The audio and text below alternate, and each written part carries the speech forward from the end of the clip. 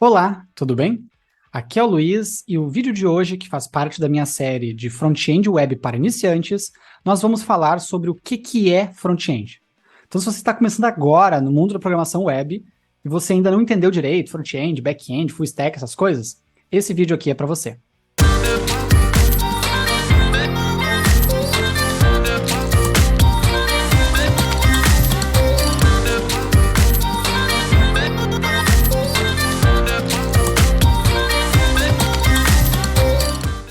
Eu queria trabalhar com vocês, então, o conteúdo de front-end web para iniciantes. Se isso soa alienígena, né, front-end web, programação web, front-end, né, é sobre tudo isso que a gente vai trabalhar hoje. A ideia é trazer para vocês uma base tanto conceitual, breve, mas importante, né, quanto a base prática realmente de como é que a gente cria, como é que a gente programa, né, esses front-ends para a web. Bom, o primeiro ponto que a gente tem que nivelar de conhecimento, certo? É o que é o tal do front-end. Se você está aqui assistindo esse vídeo, provavelmente você já ouviu falar, certo? De front-end em algum momento, por algum motivo, certo? Mas talvez não seja muito claro para você o que é front-end. Outra palavra que geralmente acompanha front-end é back-end. A gente costuma falar das duas coisas um pouco juntas, um pouco misturadas. Você já deve ter visto vagas de uma coisa ou de outra, por aí, tá? Não tem como a gente falar de front-end sem falar também de back-end.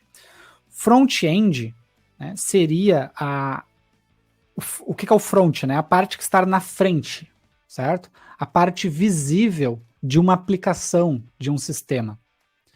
E o back-end, né, é a parte de trás, né, a parte não visível, a retaguarda, né, a área de apoio, digamos assim, de uma aplicação. Esses dois termos, tá, eles não são, vamos dizer assim, exclusivos do mundo web, mas eles surgiram ou se popularizaram por causa da programação web. Tá? Por quê? Porque na web, quando você está aqui agora, por exemplo, assistindo esse vídeo, você está no YouTube, provavelmente, você está assistindo o vídeo, você está interagindo ali num chat, com comentários, dando like, etc. Mas isso tudo você está fazendo a partir do seu computador. Mas você concorda comigo que o YouTube ele não está no seu computador. Né? Seria impossível o YouTube estar no seu computador, porque são muitos vídeos, muitas páginas, muitos usuários e assim por diante. Certo?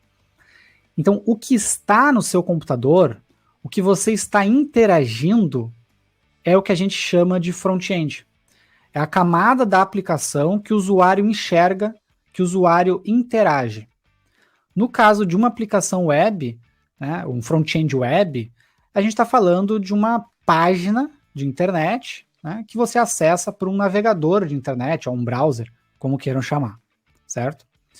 E o restante do sistema, que é a parte não visível, por exemplo, os arquivos do sistema, as bases de dados, né, os bancos de dados do sistema, né, toda a lógica por trás, certo? No caso do YouTube, os vídeos, né, que você está assistindo, isso tudo fica do outro lado, fica lá no back-end. Então é bem comum, inclusive, a gente fazer algumas analogias de front-end e back-end com coisas como um iceberg, né? Porque o usuário, a camada que ele enxerga, que ele interage, né, ela é o topo do iceberg.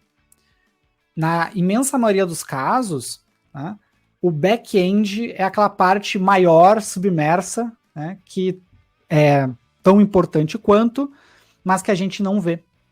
A gente interage indiretamente, né, sem saber. Quando eu clico num botão no front, muitas vezes acontece algo no back, mas é transparente para o usuário. Então é bem comum a gente encontrar na internet algumas analogias nesse sentido. Tem até algumas brincadeiras, né, que front-end é a parte bonita, back-end é a parte feia, coisa do tipo assim. Mas na verdade o fato é que um usuário vê e interage e o outro, né, a retaguarda, todo o apoio, toda a estrutura por trás da aplicação, certo?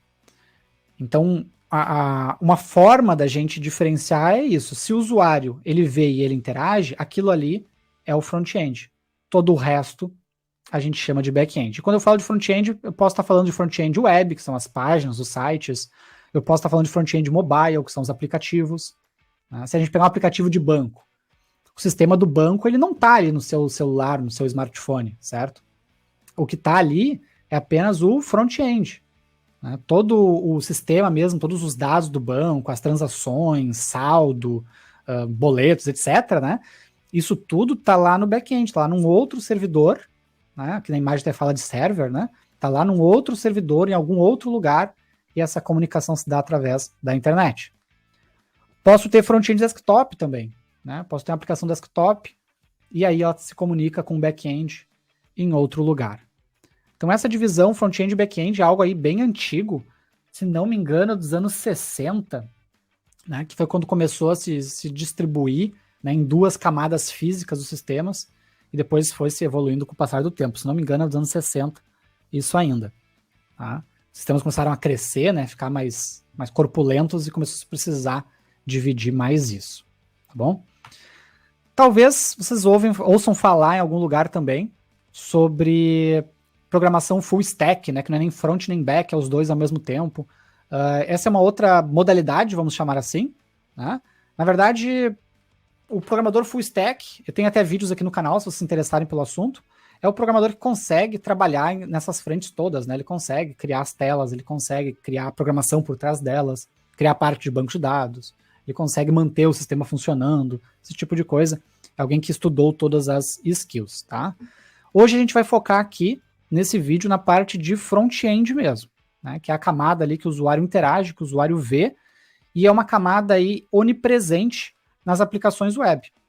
Né? Todas as aplicações web que tem algum tipo de interação com o usuário, elas vão precisar de front-end.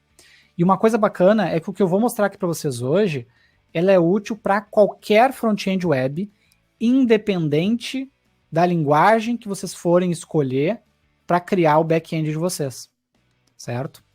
Vocês vão ver que diferente do back-end, que a gente tem, né, milhares de opções de como é que a gente cria, certo? Aí você pode criar o seu back-end em Node, em PHP, em Java, em Python, em Pro e por aí vai.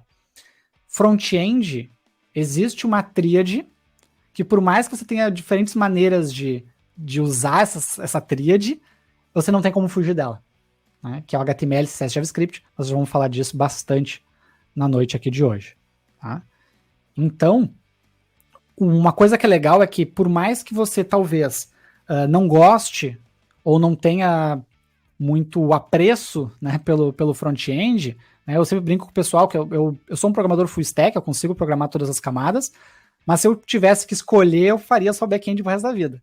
Né? Mas o legal do front é que tem alguns fundamentos que, se você aprender esses fundamentos, né, eles duram, digamos assim, eles se repetem, né, em todas as demais tecnologias de front que você for ver depois dessas três mais básicas. Né? Então você consegue ter um aproveitamento muito grande do que você estuda de front.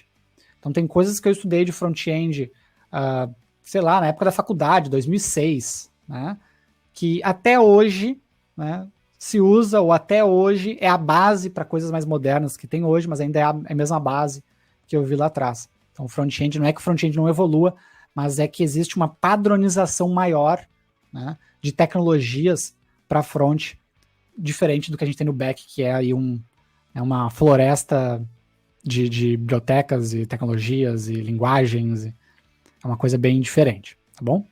E aí, finalmente entendeu o que é front-end, back-end, etc? Se ficou com qualquer dúvida, deixa aqui nos comentários logo abaixo. Agora, se você entendeu e acha que vale um like, te peço para fazer essa gentileza. E já aproveita e assiste o próximo vídeo, porque nele eu vou lhe explicar a diferença entre um profissional de front e um profissional de design, por exemplo. Porque muita gente acha que não pode trabalhar com front-end porque não é bom em design, em criatividade, etc. Mas isso é uma falácia. Vou explorar melhor isso com você no próximo vídeo. Até lá!